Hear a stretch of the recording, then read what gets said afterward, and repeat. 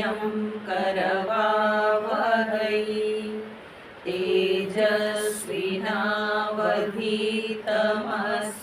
मा विद्विषावहै। ॐ शान्ति शान्ति शान्तिः। गुरुर्ब्रह्मा गुरुर्विष्णु गुरुर्देवो महेश्वरः गुरुरेव परं ब्रह्म तस्मै श्री गुरवे नमः। तस्मै श्री गुरवे नमः।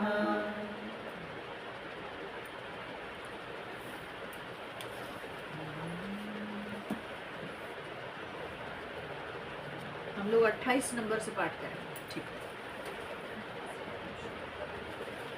भज गोविंदम भज गोविंदम गोविंदम भज मूढ़मते संप्राप्ते सन्निहिते काले नहि नहि रक्षति दुःखिं सुखतः क्रियते रामाभोग पश्चादन्तशरीरे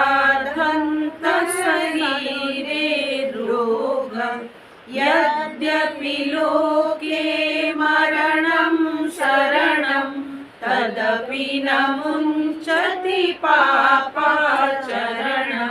भज गोविन्दं भज गोविन्दं गोविन्दं भज मूढ़मते अर्थमनर्थं भावय नित्यं नास्ति ततः सुखलेशः सत्यं पुत्रादपि धनभाजां भीति सर्वत्र एषा विहिता रीति। भज गोविन्दं भज गोविन्दं गोविन्दं भज मूढ़मते प्राणायामं प्रत्याहारं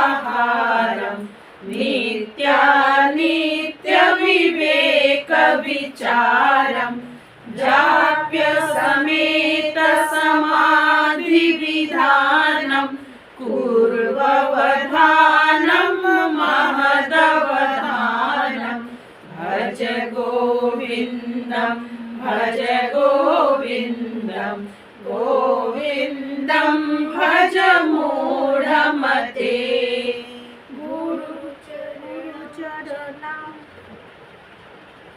जब वो श्लोक करेंगे तो फिर पाठ करेंगे लास्ट में। तो हम लोग देख रहे हैं कि आदि गुरु शंकराचार्य अभी अपने उपदेश के बिल्कुल लास्ट चरण में, अंतिम चरण में जाते जाते उन्होंने जैसे साधना के विषय में उन्होंने कहा कि गेयम गीता नाम सहस्रम, है ना, गीता और विष्णु सहस्त्रनाम आदि का पाठ करना चाहिए। उसी प्रकार से ये 30 नंबर श्लोक में भी आदि गुरु शंकराचार्य कुछ और साधना के बारे में बता रहे हैं। क्या करना चाहिए नित्य प्रतिदिन अपनी साधना में? बोले प्राणायामम प्रत्याहारम, कुछ प्राणायाम का अभ्यास जरूर करना चाहिए। ऐसे तो बहुत प्रकार के प्राणायाम है, ठीक है, और बहुत तरह के क्लिष्ट प्राणायाम सब हैं जो कि रेगुलरली करते करते जो लोग जो बहुत डीप इन्वॉल्व होते हैं योग क्रिया में, तो वे लोग काफ़ी जो है एडवांस्ड स्टेज के जो प्राणायाम सब हैं वे सब अभ्यास करते हैं।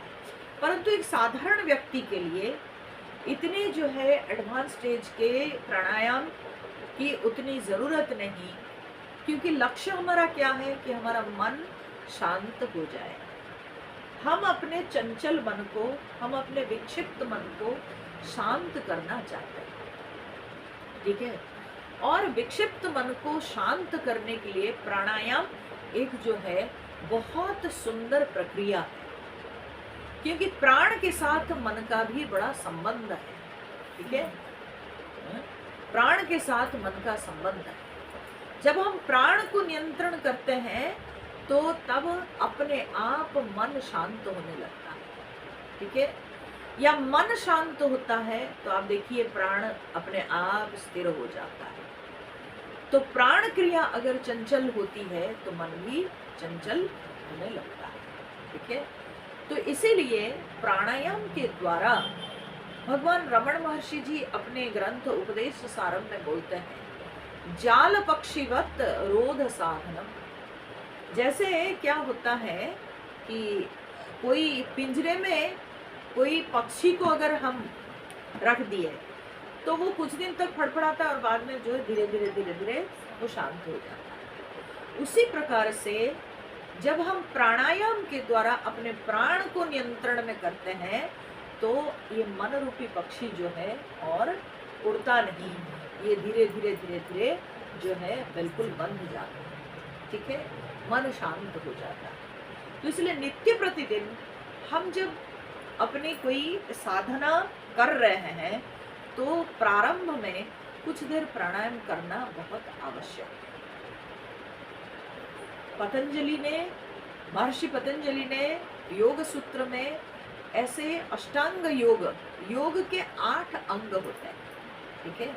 There are 8 steps, पर उन 8 स्टेप्स को सबको उसका लक्ष्य क्या है? जो 8वां स्टेप है वो है समाधि, ठीक है। यम, नियम, आसन, प्राणायाम, प्रत्याहार, धारणा, ध्यान, समाधि। तो ऐसे 8 हो गए, ठीक है। ऐसे 8 साधना है, 8 जो है अभ्यास साधक को करना चाहिए। परंतु उसके जो है समाधि लक्ष्य है और समाधि में पहुंचने के लिए ये नीचे के 7 स्टेप्स है। 8वां स्टेप जो है वो बिल्कुल शिखर में, ठीक है। वो माने अनुभूति की चरम अवस्था है। पर ये 7 स्टेप में भी हमें लगता है कि नित्य प्रतिदिन अभ्यास करने के लिए जो है जब हम साधना के लिए बैठते हैं तो प्राणायाम का अभ्यास करना बहुत आवश्यक है, ठीक है। प्राणायाम माने प्राण के आयाम, प्राण को नियंत्रण करना, ठीक है। तो ये जो प्राण को नियंत्रण करने की जो प्रक्रिया, उसमें भी अनेक प्रकार के प्राणायाम है। पर बहुत सारे प्राणायाम अगर हम नहीं भी कर सकते हैं तो भी सबसे सरल और सुंदर और काफी प्रभावशाली है वो है अनुलोम विलोम। आदिगुरु शंकराचार्य इस अनुलोम विलोम के बारे में अन्य ग्रंथों में भी बोले, ठीक है। उसको नाड़ी शोधन प्राणायाम कहा गया है, ठीक है। जिसको आज हम लोग अनुलोम विलोम कहते हैं, उसको नाड़ी शोधन प्राणायाम के नाम से शंकराचार्य ने भी जो है अन्य ग्रंथों में बताया। तो उसको आराम से बैठ करके हम जो है पूरक, रेचक ऐसे रूप में कर सकते हैं, ठीक है। शांति से एकदम बैठ करके हम कुछ देर तक प्राणायाम का अभ्यास करें तो 2 प्रकार की बातें उसमें होती है। एक, प्राणायाम के द्वारा शारीरिक स्वास्थ्य की वृद्धि होती है और मानसिक स्वास्थ्य की वृद्धि भी होती है, ठीक है। दोनों स्वास्थ्य की वृद्धि होती है। इसीलिए अगर हम सिंसियरली अपनी साधना में आगे बढ़ना चाहते हैं, सचमुच में अगर हमें तत्परता है, हम जो है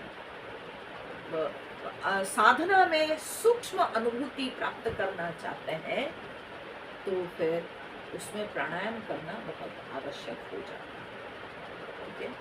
प्राणायाम की आवश्यकता जरूर है और उसमें बहुत प्रकार के प्राणायाम अगर ना भी करें तो अनुलोम विलोम प्राणायाम का अभ्यास जरूर करें। कुछ देर प्राणायाम का अभ्यास करने से अपने आप मन, जो बिखरा हुआ मन, वो मन धीरे धीरे अपने नियंत्रण में आना है, ठीक है। तो इसीलिए यह प्राणायाम की प्रक्रिया हमको बहुत ही एक सुंदर सरल प्रक्रिया दी गई है जिसके द्वारा हम सूक्ष्म मन को पकड़ सकते हैं। क्योंकि मन तो सूक्ष्म है, आप मन को कैसे पकड़िएगा? बोले मन को पकड़ने के लिए प्राणायाम के द्वारा उसको खींचना होता है। तो जैसे ही प्राण का नियंत्रण होता है, प्राण क्रिया पर जैसे ही हमारा नियंत्रण बढ़ता है, अपने आप मन भी काबू में आ जाए।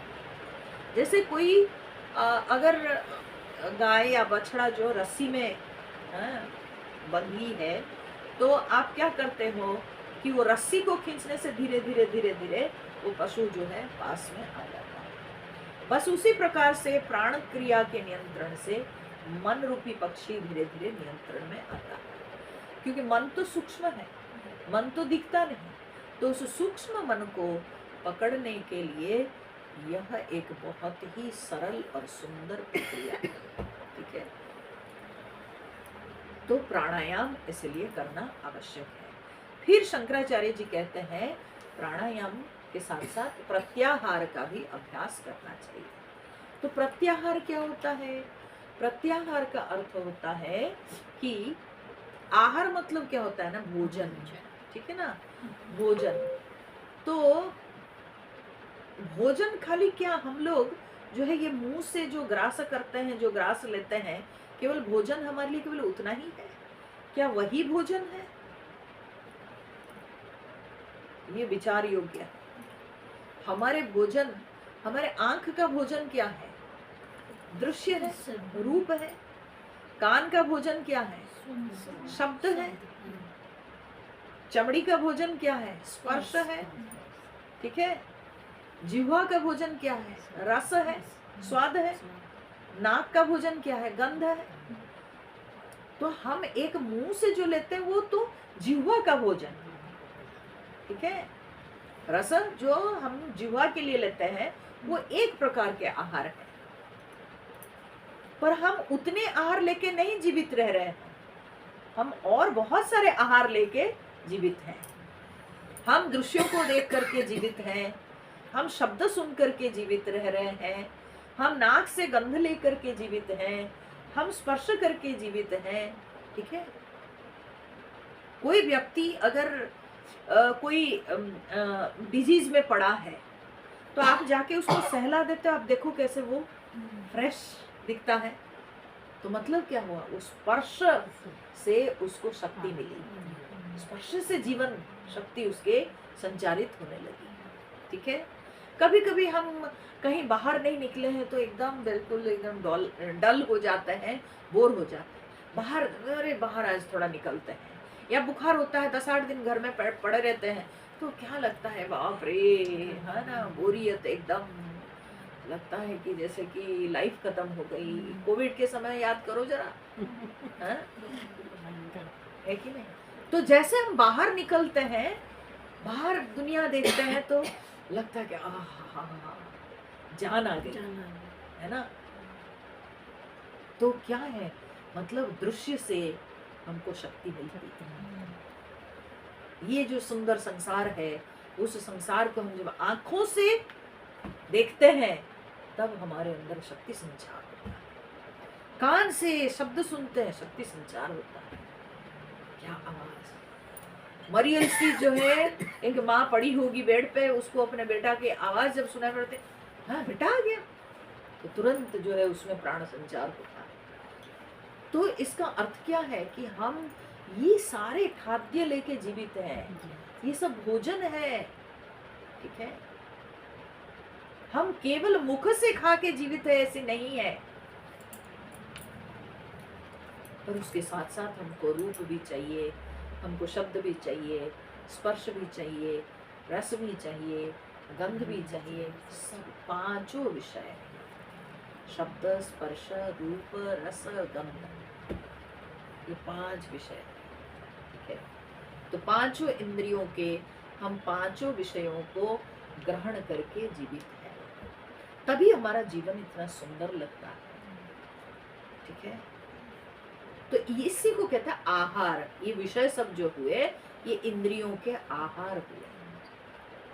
ठीक है, ये सब इंद्रियों के आहार है। क्यों? क्योंकि इंद्रियां संसार में जाकर के इन विषयों को हरण करती है। ठीक है, इन विषयों को इंद्रियां जाकर के हरण करके लेके आती है। तो आहार है, चारों ओर से हरण करती है, या आंख घूमती है इधर उधर को, ये रूप वो रूप, ये दृश्य वो दृश्य, सब चीज। ठीक है, तो आहार में फिर जो है ना हृ धातु से हर होता है, और आ माने आसमंतात, चारों ओर से, फ्रॉम ऑल साइड्स। ठीक है, we snatch the objects through our sense organs. ठीक है, हम अपने सेंस ऑर्गन्स के द्वारा, हम अपने इंद्रियों के द्वारा विषयों को जो है हरण करके लेके आते हैं।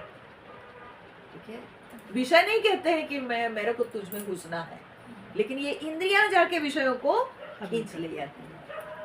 ठीक है, विषयों के भाव को वो खींच ले आती है, तो इसीलिए आहार कहा गया। ठीक है, और आहार ये 5 आहार है। तो प्रत्याहार का मतलब क्या होता है?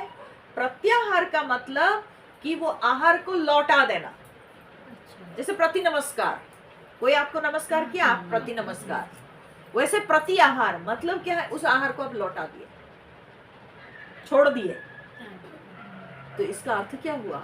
ना इंद्रिय को नियंत्रण करना, जब इन इंद्रियों को विषयों में जाने नहीं देना, इनके आहार को ग्रहण करने हम नहीं देते हैं, तो उसको कहते हैं प्रत्याहार। वो हुआ प्रत्याहार। ठीक है, इंद्रियां जब अपने विषयों को छोड़ देती है, अपने विषयों को छोड़ के चली आती है, इसको कहते हैं प्रत्याहार। नॉर्मली क्या होता है कि इंद्रियां विषय की ओर जाती है, विषयों की तरफ जाती है, लेकिन प्रत्याहार में क्या होता है कि वो विषय के अगेंस्ट, ठीक है, विषय से मुड़ के चली आती है, तो इसको कहते हैं प्रत्याहार। विषयों से लौट आती है, इसको कहते हैं प्रत्याहार। ठीक है, तो उन आहारों को छोड़ के चली आती है। ठीक है, तो इसको कहते हैं प्रत्याहार। तो इसका तात्पर्य क्या हुआ? शंकराचार्य कहते हैं नित्य प्रतिदिन के अभ्यास में हम कुछ देर प्राणायाम करें, और नित्य प्रतिदिन ये दैनंदिन जीवन में प्रत्याहार का अभ्यास करें। कैसे करें प्रत्याहार का अभ्यास? प्रत्याहार का अभ्यास जो हमारे लिए आवश्यक है, हम उन वस्तुओं में अपने इंद्रियों का व्यवहार कर सकते हैं। अनावश्यक चीजों से इंद्रियों को समझा के हटा लेना उचित। ठीक है, अनावश्यक चीजों से इंद्रियों को हटा लेना ही उचित है। और उसके लिए भी मन को शिक्षा देने की जरूरत होती है, क्योंकि मन के अंदर अगर रस रहेगा तो फिर तो वो इंद्रियों को उतावली करके वो जो है ना छोड़ेगा, भेजेगा। ठीक है, परंतु अगर मन को शिक्षा देते रहेंगे हम, मन के अंदर अगर संस्कार जाएगा, अच्छे संस्कार, तो तब क्या होगा ना, आपके अंदर एक आंतरिक शक्ति बनेगी इंद्रियों को विषयों से लौटाने की, क्योंकि उसके लिए चाहिए स्ट्रेंथ। इतना आसान नहीं है, विषयों का आकर्षण इतना ज्यादा है कि उस आकर्षण से इंद्रियों को बचा के निकाल लाना ये कोई सहज बात नहीं है। तो ये वही कर सकता है जिसका मन बहुत दृढ़ है, जिसका मन सुसंस्कृत है, जिसका मन शिक्षित है, वही कर सकता है। जैसे आप एक सामान्य सी बात देखिए, मैं आपको उदाहरण के लिए बताती हूँ। आपको मीठा बहुत पसंद है, आप खूब मीठा खाते आ रहे थे, अब अचानक एक दिन जो है आप बहुत पढ़ते आ रहे थे न्यूज़पेपर से, ये से वो से, कि भाई मीठा खाना अच्छा नहीं है। ठीक है, लेकिन फिर भी आप नहीं कर पा रहे थे। परंतु एक दिन आप बैठे बैठे अपने मन में आप निर्णय लिए कि नहीं, नो मोर स्वीट्स, बस हो गया, एनफ, जितना हम खाए, अब आगे नहीं, और नहीं खाएंगे हम। तो आपका मन निर्णय लिया, उसके बाद आपके सामने मीठा आता है, तो आप क्या कहते हैं? नहीं, हमको नहीं खाना है ना। क्यों? क्योंकि आपका मन शिक्षित हो गया, आपका मन जागृत हो गया, तो उसके बाद क्या है कि वही मीठा आपके सामने है, परंतु आपकी आपकी इंद्रिय जो है उस तरफ आकर्षित नहीं हो रहे। और अगर आकर्षण शुरुआत में दिखता भी है, मन कहता नहीं। जैसे छोटे बच्चे होते हैं ना, वो कहीं जाते हैं कोई खिलौने के प्रति या कहीं बाहर निकलना चाहते हैं, तो माँ पीछे जोड़े नहीं, खाली इतने बोलेगी मम्मी, बस ठीक है, तो वो पीछे मुड़ के देखेगा, वहीं खड़ा होके, मतलब आगे जाए कि ना जाए, मम्मी की बात सुने कि आगे बढ़े, नहीं, बस इतने ही। मम्मी ये जो गंभीर आवाज में खाली इतने ही पीछे से बैठ के बोलती रही नहीं, तो वो मम्मी के बॉडी लैंग्वेज समझता है, कदम उठाते उठाते रुक जाता है मम्मी के नहीं आवाज जब सुनाई पड़ता है, और उसके बाद धीरे धीरे वो पैर पीछे करता है, मुड़ के आता है। मन तो नहीं होता है, लेकिन अब मन दबा के चुपचाप जो है वो पीछे मुड़ता है, ठीक है। तो जैसे वो बालक, वो शिशु जो कि खिलौने की ओर आकर्षित हो रहा था, लेकिन माँ उसको पीछे से जो है रोकती है, तो चुपचाप लौट आता है। उसी तरह से इंद्रियां शुरुआत में आकर्षित होती है, मन को शिक्षा देने के बाद भी शुरुआत में आकर्षित होती है, परंतु ये मन कहता नहीं नहीं। तो जैसे ये मन टोकता है, तो अपने आप इंद्रिया बोलते नहीं यार नहीं खाना है, निर्णय लिए नहीं खाएंगे, नहीं मिलना, नहीं खाना। बस एक बार, दो बार, तीन बार के बाद धीरे धीरे इंद्रियां भी दृढ़ हो जाती है, उसके बाद आप जीत जाते हैं। अब वो सिचुएशन कभी आता है तो फिर बहुत डिफिकल्ट नहीं होता है, फिर लगता नहीं मैं चलता है, मैं नहीं खाती, ठीक है, हो गया, काम खत्म। तो इसी को कहते हैं प्रत्याहार। तो अपने जीवन में ये तो एक दृष्टांत हमने दिया कि मिठाई खाना छोड़ना, मीठा कम खाना, ये प्रत्याहार का अभ्यास है। इस तरह से कई एक अभ्यास हम लोग अपने जीवन में कर सकते हैं। वो केवल मीठा खाना नहीं, वो कपड़े के साथ भी हम प्रत्याहार कर सकते हैं, ठीक है। वो जब हम बाजार जाते हैं और जाके शो पीसेस सब खरीद के लाते हैं, उसमें भी हम प्रत्याहार के अभ्यास कर सकते हैं। और वो बेडशीट खरीदने में भी प्रत्याहार अभ्यास कर सकते हैं। और वो जीवन की बहुत सारी वस्तुएं जो हम संग्रह करते हैं, उस समय हम प्रत्याहार का अभ्यास कर सकते हैं, ठीक है। हम अपने आप से प्रैक्टिकल होके पूछे ना, हम ये सब खरीद के कितना पैसा ब्लॉक किए हैं, है ना। सबके मूल्य देखो, ये 1000 रुपए की चीज, ये 2000 का, ये 3000 का, ये 500 का, ऐसे करते करते ये घर में हम एक कचड़ा चीज में कितना पैसा इन्वेस्ट कर दिए हैं, ठीक है। जो जरूरत के सामान है आप वो करो, ठीक है, परंतु जिसकी जरूरत ही नहीं है, ठीक है, जिसकी जरूरत नहीं है, वो सब विषयों को बढ़ा के क्यों हम अपने लिए इतनी प्रॉब्लम्स सब बढ़ाते हैं।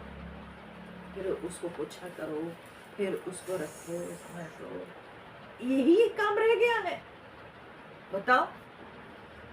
उसको झाड़ो, ठीक है, फिर उसको रखो, अरे बाप, कितने हेडेक वाली चीज है, बताओ। क्यों? मैं बताऊं, एक दिन आपको मोह लगेगा, उसको उठा के फेंक दो या किसी को दे दो, दूसरे दिन आप भूल ही जाओगे, आपको पता भी नहीं चलेगा को नहीं है। क्यों? क्योंकि उसकी जरूरत थी ही नहीं, केवल उसको रख रख के जो है ना हम एक मुसीबत पाल रखे थे, और वो आज चला जाता है, कल आपको पता भी नहीं चलेगा वो चीज थी मेरे पास, हाँ वो थी मेरे पास, हाँ कोई फर्क नहीं पड़ता। तो हम प्रत्याहार के अभ्यास कर सकते हैं, बहुत सारे जीवन के ऐसे वस्तु विषयों को संग्रह करते वक्त प्रत्याहार का अभ्यास कर सकते हैं, ठीक है। तो इंद्रियों को विषयों से लौटा लाना, ठीक है, इंद्रियों को विषयों से अलग करना, ये भी एक साधना का अंग है, और ये बहुत बड़ी साधना है, मैं बता रही हूँ। क्योंकि जितने विषय उतनी चंचलता, जितने विषय उतनी चंचलता। उतना मन जो है कूदता रहेगा, ये विषय वो विषय, इसको क्या करे उसको क्या करे, इसको रखना उसको रखना, ये करना वो करना, तरह तरह की प्लानिंग, तरह तरह की जो है ना उन विषयों की देख रेख कैसे होगी, वो सब चलता रहेगा मन में। तो इसीलिए प्रत्याहार, ठीक है।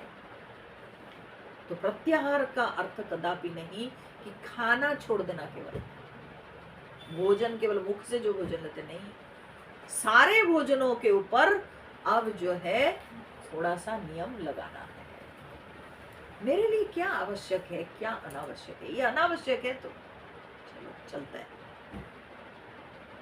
ठीक है। बहुत बार ऐसे होता है कि गुपचुप वाला खड़ा है, मन करता है अरे 10 रुपए का तो गुपचुप खाना है, 5 सीटों तो गुपचुप खाना है, क्या है, ठीक है। तो मन को समझा देना है आज नहीं कल खाएंगे, फिर कल होगा, दूसरा रीजन बना दीजिए यार पैसा ही नहीं है, पॉकेट में आज पैसा ही नहीं है, ठीक है। धीरे धीरे करते करते वो चौक रोज पार करते हैं, रोज एक गुपचुप वाला खड़ा रहता है, परंतु जब आप 3 दिन 4 दिन कर लोगे उसके बाद उस तरफ ध्यान ही नहीं जाएगा, ठीक है। पता भी नहीं रहेगा कि गुपचुप वाला खड़ा है,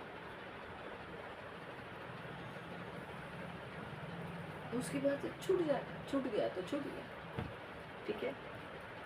तो इस तरह से अपने आप को ही संभालना पड़ता है और यही साधना है, यही साधना है, ठीक है। देखो मैं हमेशा से कहती आई हूँ, ये बात को मैं फिर दोहरा रही हूँ, साधना क्या है ना, सावधानी, सावधानी का नाम है साधना, ठीक है। सब जगह सावधानी बरतनी चाहिए, ये नहीं करना है, ये नहीं खाना है, ये नहीं देखना है, तो नहीं देखना, भूल जाओ, काम खत्म, ठीक है। नहीं तो क्या है, हम मन के भृत्य होते जाएंगे, मन के नौकर होते जाएंगे। मैं नई नई आई थी बोकारो, तो एक बार हमारे स्कूल की एक लड़की मेरे को पूछी, बोलती है कि अम्मा आपको मूवी देखने की इच्छा नहीं होती है, तो बोले नहीं, और मेरे पास टाइम भी नहीं वो सोचने के लिए कौन मूवी आई गई, हमारे पास वो टाइम नहीं है, क्योंकि हम तो अपने सत्संग करने के लिए व्यस्त रहते हैं और फिर उसके लिए पढ़ना पड़ता है। बोले फिर भी आपके मन में नहीं आता है कभी मूवी देखे करे? बोले देखो बेटा, जब नई नई मैं इस मार्ग में आई थी तो उस समय कुछ मन में ऐसा लगता था, तो धीरे धीरे आदत पड़ गई ना, अब उस तरफ ध्यान ही नहीं है, मुझे पता ही नहीं है कौन मूवी आई गई, मुझे मालूम नहीं है, ठीक है। तो बस ठीक है, वो चीज जिंदगी से हट गई तो हट गई, खत्म का क्या सोचना, कुछ नहीं। तो अपने आप ही जिसको आप अभ्यास करोगे, देखो बोला गया है कि 10 साल अगर व्यक्ति किसी भी फील्ड में काम करता है तो मास्टर हो जाता है। मैं कहती हूँ 10 दिन अगर आप कोई भी चीज का आप नियंत्रण करो, आप अभ्यास करो, आप देखो कि 11वें दिन आपका मन उधर जाएगा नहीं। 10 दिन तो संभाल लो अपने आप को, अब 10 दिन संभाल लो, उसके बाद आप देखो कि बस अब वो आपके लिए बहुत बड़ी बाधा नहीं। तो इसी को कहते हैं प्रत्याहार, ठीक है। तो प्राणायामम प्रत्याहारम नित्य नित्य विवेक विचारम, और नित्य अनित्य विवेक विचार। नित्य अनित्य विवेक विचार क्या है ना, जब हम संसार में घूम रहे हैं तो इंटरनली हमेशा हमारे ये विचार बना रहना चाहिए कि हम क्यों छोड़ रहे हैं विषयों को, क्योंकि विषय अनित्य है, ठीक है। ये संसार अनित्य है, सब कुछ परिवर्तन हो रहा है, सब कुछ परिवर्तनशील है, अभी है दूसरे क्षण नहीं है, ठीक है। अभी दिख रहा है दूसरा क्षण वो नहीं है, अभी जैसे लग रहा है दूसरे दिन वो वैसा नहीं है। हम कहते हैं कि हम सेम रास्ते से रोज गुजरते हैं, बोले सेम रास्ता नहीं हो सकता है। अगर वेदांत की दृष्टि से हम विचार करें तो आपको लगता है कि रास्ता सेम है, लेकिन रास्ता सेम नहीं है। कल का रास्ता आज के रास्ते में अंतर है। क्यों? क्योंकि भले दिशा एक है, लेकिन वो रास्ता एक दिन पुराना हो चुका है। उस रास्ते में कई एक जगह जो है उबड़ खाबड़ आ चुके हैं। जो कल के रास्ते में आपको सारे जो है एक्सपीरियंसेस हुए थे, आज वो रास्ते में वही एक्सपीरियंस नहीं हो रहे हैं। कल उसमें भैंस खड़ी थी, लेकिन आज जो है उस पर भैंस नहीं खड़ी है। कल आप एक एक्सीडेंट देखे थे, आज वहां पर वो एक्सीडेंट नहीं है। तो कैसे हम कहेंगे कि वही रास्ता है? सेम कुछ भी नहीं है। आपका बॉडी भी सेम नहीं है, क्योंकि कितने सेल्स नए पैदा हो गए, कितने सेल्स मर चुके हैं, ठीक है, कितने न्यू सेल्स बन गए हैं। तो आपकी बॉडी भी वही नहीं है। सूक्ष्म रूप से अगर आप देखिएगा, विचार कीजिएगा, तो आपको पता चलेगा कुछ भी सेम नहीं है। कुछ चीज जा चुके हैं जो कि कभी लौटेंगे नहीं, और कुछ नई चीजें बन भी गए हैं, ठीक है। तो इस तरह से ये जगत जो है नित्य परिवर्तनशील है, कंटिन्यूसली। इसीलिए तो संसार कहते हैं। संसार क्यों? सम्यक सरति इति संसार, ठीक है। तो सम्यक सरति माने खूब भली भांति ये सरक जाता है। सरति माने चलता है, ठीक है। श्रु सरति, श्रु धातु से सरति हुआ है, माने चलना, ठीक है।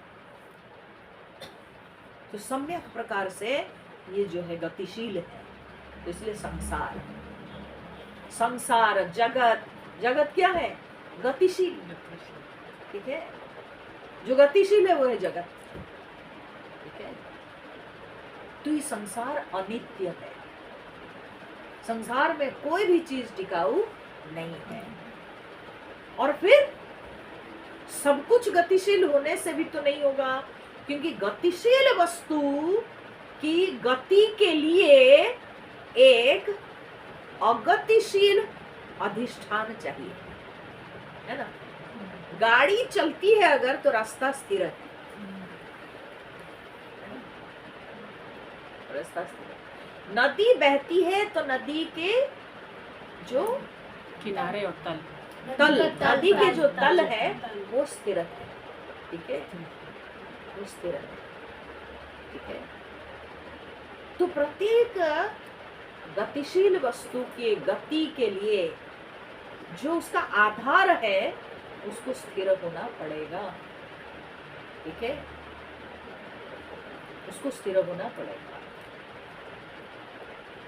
तो उसी प्रकार से अगर जगत गतिशील है, संसार अगर परिवर्तनशील है, तो संसार का आधार को भी स्थिर होना पड़ेगा। तो जो संसार के अधिष्ठान है, जो संसार का आधार है, वो अगतिशील है, तो वो कौन है ना? परमात्मा। तो वो नित्य है, क्योंकि अगतिशील है, उसमें परिवर्तन नहीं है, तो इसलिए वो नित्य है। तो जगत अनित्य है, परमात्मा नित्य है, जो कि जगत के अधिष्ठान है, ठीक है, जो कि जगत के अधिष्ठान है। तो कैसे हम विचार करें? बोले आप इस चीज को अपने जीवन के हर अनुभव में इसको प्रयोग कर सकते हैं, ठीक है। हर अनुभव में आप पीछे जाओ, ठीक है। आप बैठे हुए हो और देख रहे हो आपके आंख के सामने गाड़ियां चली गई, तो आप बोलते हो मैं बैठा हुआ हूँ, मेरे सामने 100 गाड़ियां चली गई रास्ते, तो मैं स्थिर हुआ, ठीक है। फिर अपने आप से पूछो, मेरा मन जो है, मन में कितनी वृत्तियां दौड़ रही है, ठीक है, कितनी वृत्तियां दौड़ रही है, लेकिन इस मन का प्रकाशक जो मैं, तो वो तो वैसे ही है, ठीक है। तो इस तरह से हर परिवर्तन के जो है पीछे कोई अपरिवर्तनीय सत्ता को आप देखिए, यही आपका मेडिटेशन हो जाएगा। बैठे बैठे मेडिटेशन हो जाएगा। आप बैठे हुए हैं लेकिन आप अपना ध्यान में, ठीक है, कि मन में कितनी वृत्तियां दौड़ रही हैं, लेकिन हर वृत्ति के जो प्रकाशक है वो मैं, वो तो ज्यों का त्यों है, ठीक है। आप अपने बचपन के फोटो देखते हो, कितने फोटो आपके सब अलग अलग अवस्था के, ठीक है, ये सारे विभिन्न अवस्था के फोटो हैं, लेकिन एक शिशु रूप में जब आपका फोटो था, बोलते ये मैं, ठीक है। युवावस्था के फोटो ये मैं, इसमें मैं, वो मैं आपको दिखता है हर जगह, और वो मैं के अनुभव लगता है, उसमें भी मैं ही था, मैं ही। फोटो बदल गए, रूप बदल गया, लेकिन मैं था, उस समय भी मैं था। ये बच्चा मैं ही था, अरे तो मैं ही हूँ, कहाँ मैं ही हूँ, अभी तो आप बूढ़े हो, क्योंकि सर अरे वो मेरा पिक्चर है, लेकिन मैं ही था ना, वो तो मैं ही था ना, तो मैं समान रहा, ठीक है, मैं समान रहा। फोटो बदलते चले गए, अपने आकार बदल गए, अवस्था बदल गई, हम शैशवावस्था से प्रौढ़ हो गए, परंतु मैं तो वही मैं, उस समय भी मैं, अभी भी मैं, वो मैं ज्यों का त्यों, तो उसी को कहते हैं नित्य। ये सब अनित्य हो गए, अवस्थाएं अनित्य हो गई, चली गई, आई चली गई, कितने प्रकार की मेरी आकृतियां बनी, कितने सारे रूप, कितने सारे पिक्चर्स बने, लेकिन मैं तो रहा, तो इसको कहते हैं। तो ऐसे बैठे बैठे भी आप अपने ध्यान में जा सकते हैं, आप खुले आंख भी मेडिटेशन कर सकते हैं। इसको कहते हैं क्या, ना सेल्फ इंट्रोस्पेक्शन। आप बैठे हुए चुपचाप आप अपने विचार में खोए हुए हैं, और धीरे धीरे धीरे धीरे आप अंदर अंदर घुसते चले जाते हैं, जैसे गुफा में घुसते हैं वैसे ही अंदर अंदर घुसते चले जाते हैं। इसको कहते हैं नित्य अनित्य विवेक विचार। नित्य अनित्य विवेक विचार करता है, ठीक है। जिसका परिवर्तन होता है वो अनित्य है,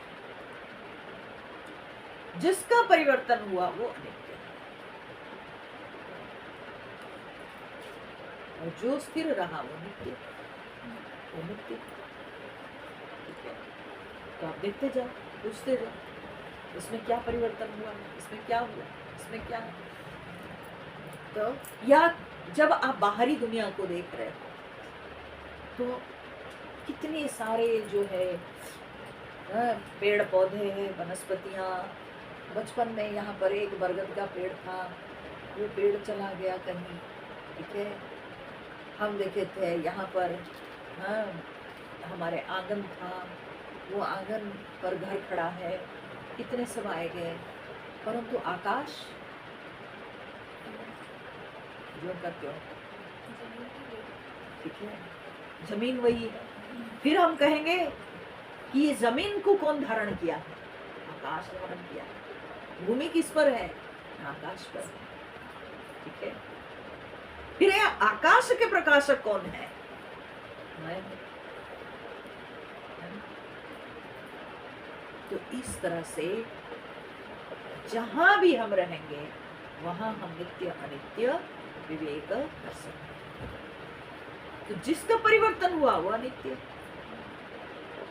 वो अनित्य, और जो रहा ज्यों का त्यों तो वो है नित्य, स्थिर, नित्य। तो ये विचार हमेशा अपने अंदर बने रहना चाहिए, वो बने रहना चाहिए। बस इसी को ध्यान ही तो कहते हैं, ऐसे ही ध्यान प्रक्रिया।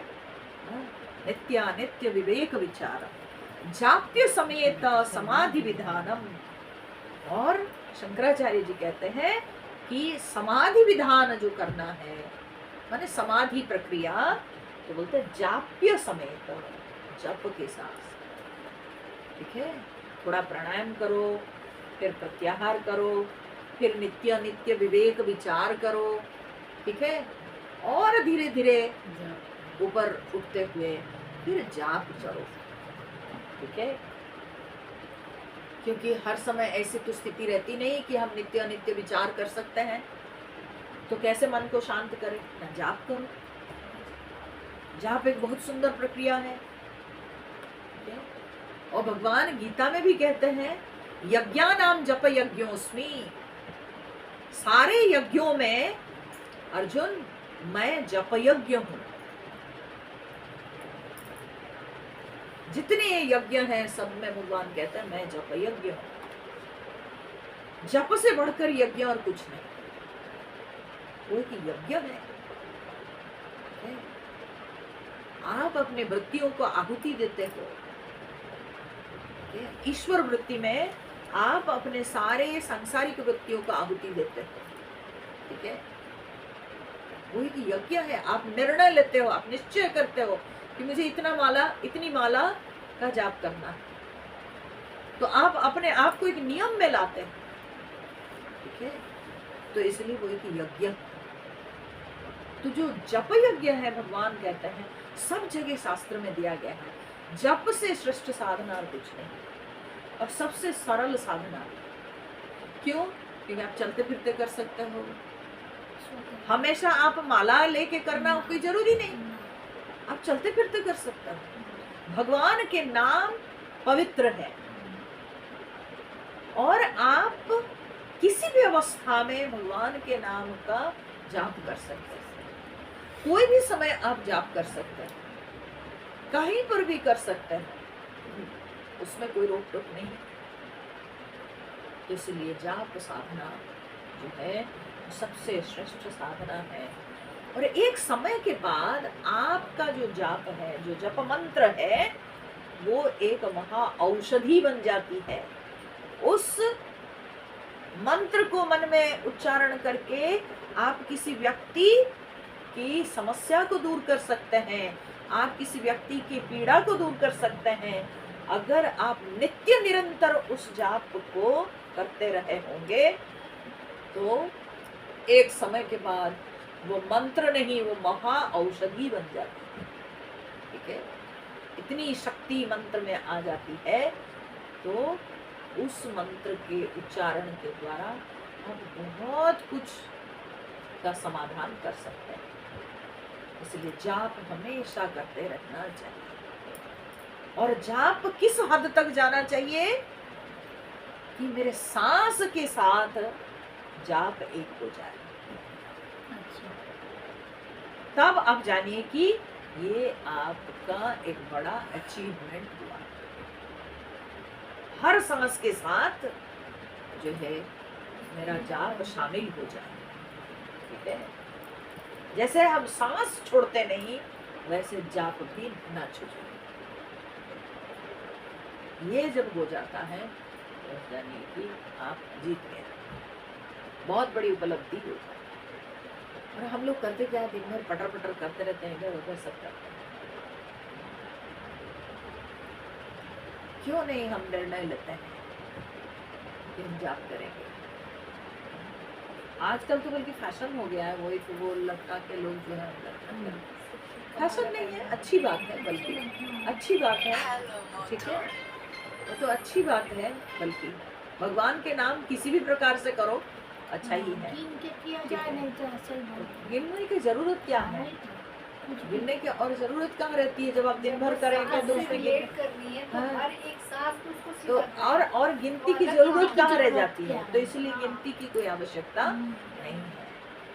आपको जब एक निर्दिष्ट समय में, दिन भर में एक निर्दिष्ट समय में जो है कुछ मंत्र करना है जाप, तो फिर उसमें गिनती की जरूरत होती है कि मेरा इतना ही संकल्प है, एक माला करनी है या 2 माला करनी है, तो वो बात हुई। लेकिन जो दिन भर करते रहते हैं उनको और क्या गिनने की जरूरत है? वो तो चलता ही नित्य निरंतर चलता है, ठीक है। और इसके लिए मैं पहले भी ये बात को बताई हूँ, इसके लिए ये कैसे हम अचीव करेंगे, ठीक है, ये स्तर कैसे आएगा, उसके लिए है छोटी छोटी साधना करिए, छोटा छोटा संकल्प लीजिए, ठीक है, वो संकल्प क्या है? जैसे हम प्रातः काल में उठे तो हम संकल्प लेंगे कि अब से लेकर के हम 7 बजे तक किसी से बात नहीं करेंगे, हम जाप करते रहेंगे और अपना काम करते रहेंगे। ठीक है, हम 7 बजे तक बात नहीं करेंगे किसी के साथ, वो तो चलेगा क्योंकि सोए हुए हैं घर वाले। कोई दिन आपको चैलेंज लगेगा कि उठ जाते हैं, करते हैं, तो अपने आप, क्योंकि आपका अभ्यास जब बढ़ने लगेगा तो घर वाले भी समझ जाएंगे। और दूसरी बात ये है कि आप भी मन को जीत जाइएगा। आप मन को बोले अच्छा ठीक है और 10 मिनट है ना, 7 बजने दो, तब जाके हम बात करेंगे, हम अपना कंप्लीट करेंगे, हम अपना कर रहे हैं, हम अपना छोड़ेंगे। धीरे धीरे धीरे धीरे आपका अभ्यास होता भी जाएगा, लोग भी समझते जाएंगे। और क्या होगा जानते हैं? वो जो संकल्प लेके आप 7 बजे तक किए, आपका 7 बजे के बाद भी वो चलता रहेगा। फिर 7 बजे के बाद भी वो चलता रहेगा। तो जो आपने संकल्प लिया था 7 बजे तक करना है, आपको पता भी नहीं चलेगा, वो 7:30 बजे तक फिर वो एक तरह से इको होता है। जो आप 7 बजे तक कॉन्शियस होके कर रहे थे, अब अनकॉन्शियसली 7:30 बजे तक वो चलता रहेगा। उसके बाद आप देखिएगा कि आप नींद में सोए, वो चलता रहेगा। ठीक है, आपको कभी कभी लगेगा मैं सपने में, पता है मैं सपने में भी वही देख रही थी कि मैं जाप कर रहा हूं, मेरा मंत्र चल रहा था। भोर में उठते ही तब मुंह में आ जाएगा। तो ऐसे छोटे छोटे अभ्यास कीजिए जहां पर आप जानते हैं कि यहाँ मुझे बात करने की जरूरत नहीं। हम गाड़ी में बैठ के जा रहे हैं तो अपना चालू कर दिए, बस हम अपना जाप कर रहे हैं। ठीक है, हम गाड़ी चला रहे हैं, स्टीयरिंग पकड़े, जाप चालू। ठीक है, पहुंचने तक जाप शुरू। अभ्यास जब हो जाएगा, जो ही गाड़ी पे बैठिएगा, मन को वही अभ्यास पड़ा है वो अपना चालू कर देगा। ठीक है, तो ऐसे करते करते आप देखोगे आपके दिन भर के कई एक समय जो है वो जाप के साथ शामिल हो जाएगा। तो इसलिए जप साधना सबसे सुंदर सरल साधना है। और धीरे धीरे आप जब जप साधना को बहुत स्ट्रिक्टली फॉलो करने लगिएगा, तो अगर कोई अनचाही बात बोलता भी है तो उसको इशारे से भी बोल सकते हैं, मेरे जप चल रहा है, आप मेरे साथ चल, बात खत्म, प्रॉब्लम सॉल्व। बहुत बार हम लोग ट्रेन में जाते हैं, लोग हम लोग का ऐसे कपड़ा देख करके, ऐसे वस्त्र पहने हुए देख करके ना कुछ कुछ बोलने को चाहते हैं। ठीक है, क्या क्या डिस्कस करना चाहते हैं, तो हम समझ जाते हैं।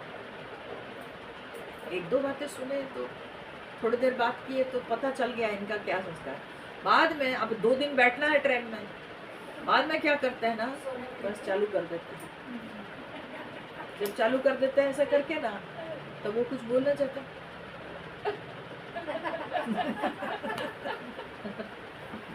हम खत्म।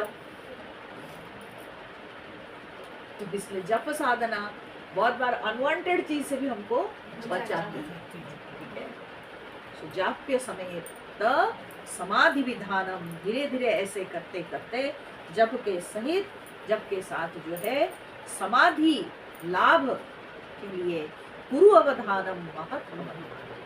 ठीक है, समाधि प्राप्ति के लिए या समाधि स्थिति में पहुंचने के लिए गुरु अवधानम महत अवधान। ठीक है, गुरु कहते हैं, शंकराचार्य जी कहते हैं गुरु अवधानम। अवधान मतलब क्या है? अवधान मतलब चेष्टा, यत्न।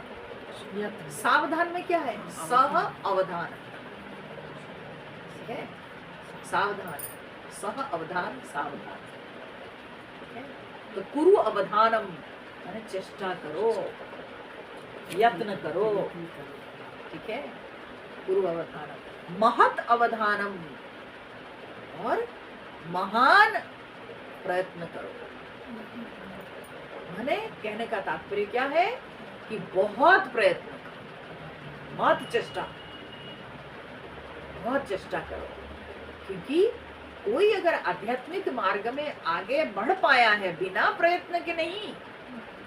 ठीक है, संसार में कुछ उपलब्धि करने के लिए कुछ चुकाना पड़ता है, कुछ मूल्य देना पड़ता है, ठीक है। बिना चुकाए हमको कुछ मिलने वाला भी नहीं। तो इसलिए अगर हम आध्यात्मिक मार्ग में भी आगे बढ़ना चाहते हैं, उसके लिए प्रयास करना होगा, और बहुत प्रयास। कुरु अवधानम महत अवधानम, चेष्टा करो बेटा, और बहुत चेष्टा करो, ठीक है, महान चेष्टा करो, तभी होगा। फिर कैसे होगा? गुरु चरणाम्बुज निर्भर भक्त संसारादचिराद्भवमुक्तः सेन्द्रिय मानस नियमदेवं द्रक्ष्यसि निज हृदयस्थं देवं। भज गोविन्दं भज गोविन्दं गोविन्दं भज मूढ़मते। गुरु चरणाम्बुज निर्भर भक्त, बोले कि ये सब कुछ सरल हो जाता है, मार्ग आसान हो जाता है जो गुरु के चरण कमल में निर्भर हो गया, ठीक है। क्योंकि आध्यात्मिक मार्ग में जब चलते हैं, मार्ग तो हमारे लिए अनजाना है, ठीक है। तो ऐसे अनजान रास्ते में चलने के लिए चाहिए ना कोई एक हमको क्या बोलते हैं, जीपीएस, है ना, साथ में होना चाहिए ना, रास्ता दिखाने वाला कोई रास्ता दिखाने वाला मार्गदर्शक होना चाहिए ना। तो वो जो जीपीएस है ना, वो गुरु ही होता है। टाइम टू टाइम वो बताते जाते हैं कि बेटा इधर नहीं उधर चलो, ये नहीं वो करो, ऐसा करो वैसा करो। तो इसलिए गुरु वो जीपीएस है जो कि शिष्य को हेल्प करते जाते हैं, बताते जाते हैं, और तब धीरे धीरे धीरे धीरे करके शिष्य एक एक बाधा को पार करके आगे बढ़ता चला जाता, ठीक है।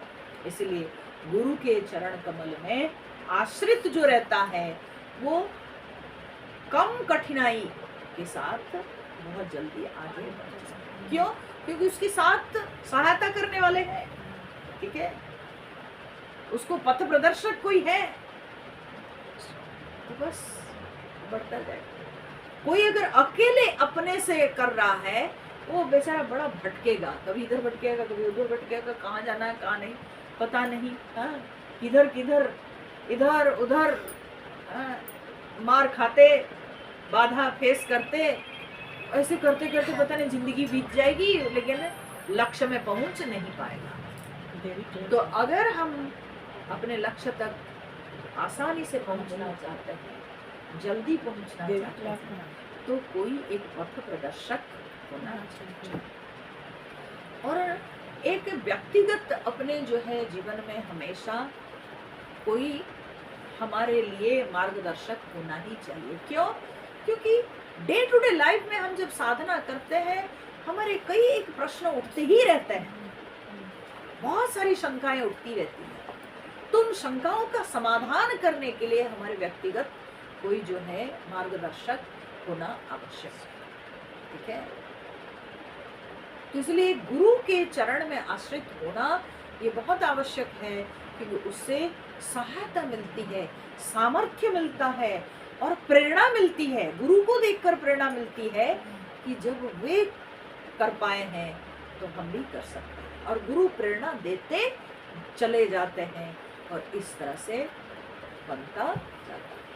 गुरु चरणाम्बुज निर्भर भक्तः संसारात अचिरात भव मुक्तः। गुरु कहते हैं, शंकराचार्य जी कह रहे हैं, संसारात अचिरात भव मुक्तः। गुरु के चरण कमलों में आश्रित होकर के तुम संसार से खूब जल्दी, अचिरात माने बहुत जल्दी, भव मुक्तः मुक्त हो जाओ। गुरु के चरणों में आश्रित होकर तुम खूब जल्दी संसार से मुक्त हो जाओ, ठीक है। जो मूढ़ व्यक्ति को देख करके गाए थे शंकराचार्य जी, तो अंत में आते आते कहते हैं, अरे मूढ़, तुम गुरु के चरण में आश्रित होकर संसार सागर से खूब जल्दी मुक्त हो जाओ। सेंद्रिय मानस नियमात एवं, सेंद्रिय मानस नियमात, स इंद्रिय मानस नियमात, स इंद्रिय मानस नियमात, स माने सह, इंद्रिय मानस नियमात, इंद्रिय और मन माने इंद्रिय के साथ मन एक साथ, सह इंद्रिय मानस नियमात, इंद्रिय और मन को एक साथ नियंत्रण में करके, हम कहेंगे कि हम इंद्रिय को रोक दिए हैं, इंद्रिय को ज्यादा देर बांध के रख नहीं सकते अगर मन नियंत्रित नहीं है। ठीक है, मन को नियंत्रित रखे हैं लेकिन इधर अनाप शनाप खा लिए, अनाप शनाप देख लिए, तो मन बेचारा क्या करेगा? तो मन को भी अच्छा एटमॉस्फेयर मिलना चाहिए ना, तभी तो मन का ग्रोथ होगा। तो इसलिए मन को भी अच्छा क्षेत्र देना पड़ेगा, मन को अच्छा माहौल देना पड़ेगा, तो अच्छे विषयों का ग्रहण करेंगे तो मन पुष्ट होता है। आध्यात्मिक मार्ग के लिए मन में तत्परता दिखती है। तो इसलिए इंद्रिय और मन को साथ साथ नियमान, साथ साथ नियंत्रित करके, एवं इस प्रकार से द्रक्षसी निज हृदयस्थम देह, निज हृदयस्थम अपने हृदय में स्थित देव अर्थात अपने हृदय में स्थित परमात्मा भगवान को तुम देखोगे, तुम पाओगे। तो कहाँ पाओगे? बोले अपने हृदय में पाओगे। ठीक है, कहीं तुमको मंदिर मस्जिद जाने की जरूरत नहीं है, तुमको परमात्मा तुम्हारे हृदय में ही मिलेंगे। और कैसे मिलेंगे ना, इस तरह से प्राणायाम करो, प्रत्याहार करो, नित्यानित्य विवेक विचार करो। ठीक है, ऐसे अभ्यास करते करते अंत में तुमको अपने ही हृदय में परमात्मा मिलेंगे। ठीक है, तुम देख पाओगे तुम्हारे हृदय में स्थित अंतर्यामी रूप से विद्यमान परमात्मा को इन साधनाओं के। इसलिए भज गोविंदम भज गोविंदम गोविंदम भज मूढ़मते। भज गोविंदम भज गोविंदम गोविंदम भज मूढ़मते। संप्राप्ते सन्निहिते काले नहि नहि रक्षति डुक्रिन्करणे। भज गोविंदम भज गोविंदम गोविंदम भज मूढ़मते। हरि ओम। हुआ ना ये बढ़िया, अति सुंदर। हरि ओम।